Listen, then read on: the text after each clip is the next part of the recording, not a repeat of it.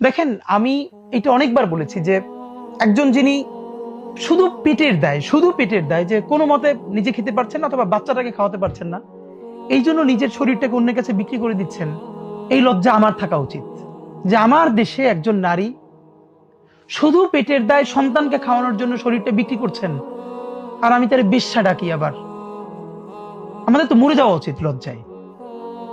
যে অন্য কোনো কারণে পতিতাবৃত্তি করে তার তো পক্ষে আর কোনো কারণ নাই, কিন্তু এমন অনেক মানুষ আছে, আপনি রাতে বের হয়ে দেখেন বাচ্চার মুখে খাবার দিতে পারেন। আপনি খেয়াল করেন, আমার চোখে আপনার চোখে যিনি একজন বেশ্যা, এই মানুষটা যখন এই টাকায় বাচ্চার জন্য একটা খাবার কিনে নিয়ে যাচ্ছে, সেই বাচ্চার চোখে উনি এই দুনিয়ার সব থেকে সম্মানিত জননী। একজন নারীকে দুটো চোখে, একজন তার কাছে জননী আর আমার চোখে বেশ্যা।